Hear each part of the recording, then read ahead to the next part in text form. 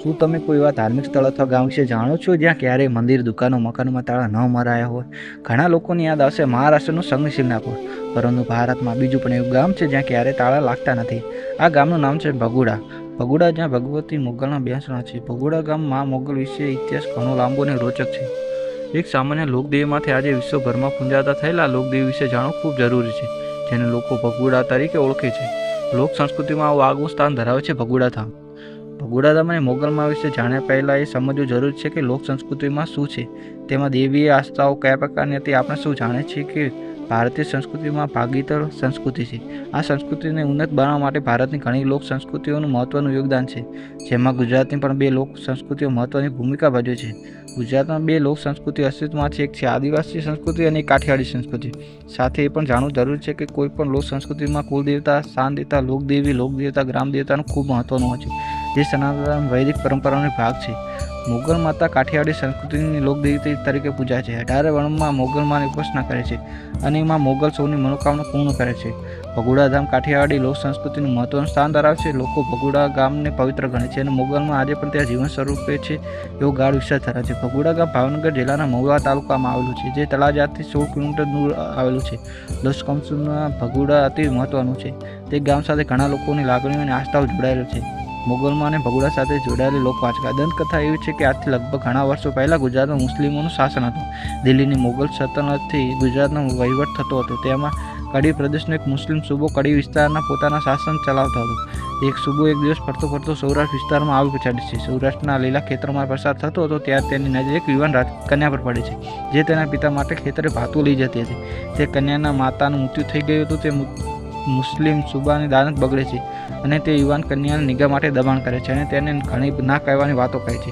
જોર જુવાન કન્યા સુબાનું કારસ્તાન પારખી જાય છે અને તે સાથે સાક્ષાત જગદંબા હુકાર કરીને બોલતી હોય તેવા કુમારી ભર્યા શબ્દો ઉચ્ચારે છે. તે કહે છે, મળે છે, હું હિન્દુવાણી છું, રાજપૂતાણી છું, મારો હાથ માંગવો હોય તો મારી બાપ પાસે જા. સુબો પોતાના અભિમાન અને વાસનામાં એટલો રદ થઈ જાય છે તે ક્ષણે તે કન્યાના પિતા પાસે જાય છે અને હિન્દુ દીકરીનો હાથ માંગે છે.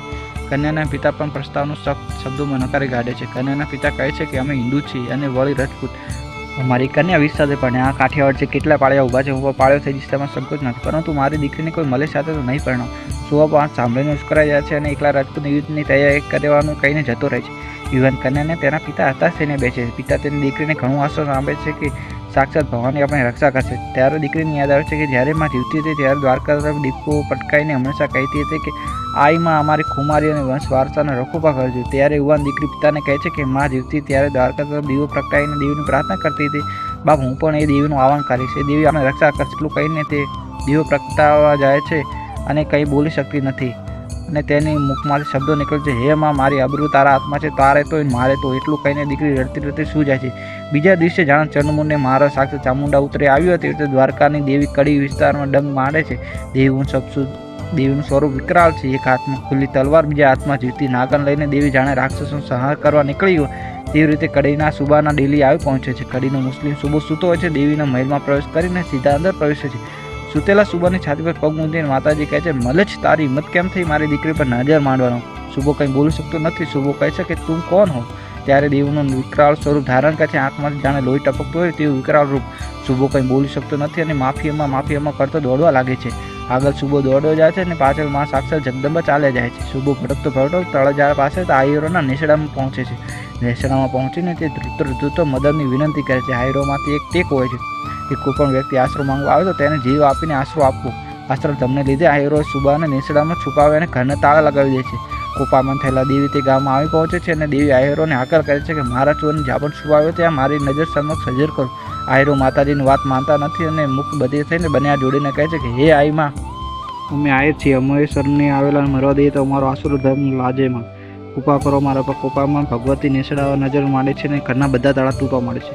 સુબો ડોરનો મારે દોડતો માં ભગવતીના ચરણે પડે છે અને માફીમાં કરીને વિનંતી ભર્યા ઉદ્ગાર સાથે રડવા લાગે છે. આયરો પણ જગદંબા માની શરણે પડી જાય છે અને વિનંતી રાખે છે કે હે ભગવતી, તું તો દયાળી છે, માં દયા કર, અમારા આશરા ધમની લાજ રાખ. માં જગદંબાની વારંવાર હાજરી કરવાથી માં કોપાયમાન શાંત થાય છે અને સુબાને જૂતો મૂકે છે. સાથે જ આઈ માતા સુબાને ચેતવણી આપે છે કે જો પછી કોઈ બહેન દીકરી સામે કુદૃષ્ટિ કરી છે તો તલવાર નાખી ઝાટકે મસ્તક ધરતી અલગ થઈ જશે. સુબો ડરનો મારે વારંવાર એક જ શબ્દ ઉદારી રહ્યો અને દોડવા માંડે છે. ત્યારબાદ નેસડાના આહીરો માતાજીની સમા માંગી પૂજા કરે છે. માતાજીને કહે છે કે આ ભાગેડો શુભો ભાગતો અહીં સુધી પહોંચ્યો એટલે આ ગામનું નામ ભગુડા રાખજો અને એ આહીરો તમે ઘરને તાળા લગાવીને પાપના ભાગીદાર બન્યો છો એટલે આજથી ક્યારેક ઘરમાં તાળા નહીં લાગે અને તમારા આશા રકમ નિભાવ છે. આજે હું ભગુડા ગામને પાદરે બેસણા કરું છું.